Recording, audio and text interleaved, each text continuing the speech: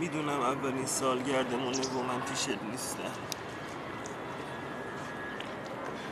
ولی تو هم ناراحت نیست؟ اگه پارسال بود دیگه نمیگفتی نریم، من میترسم.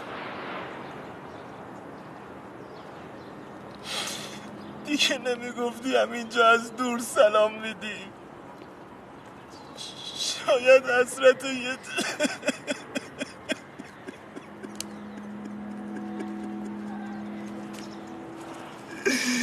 به خدا دلم برات تنگ شده.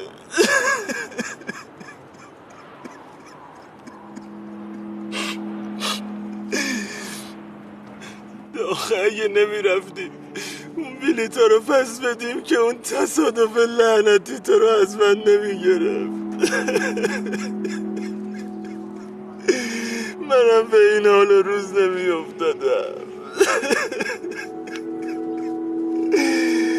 خیلی دلم برات تنگ شده.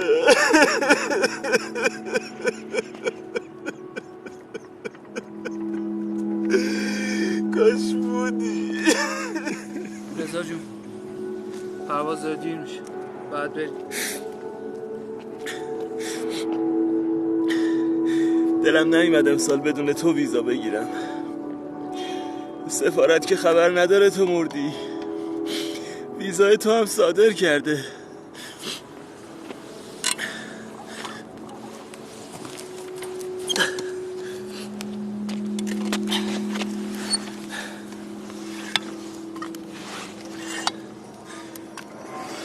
اون بر بگو شوهرم ویزامو گرفته، شاید عزیزم بزنن تو هم بیای.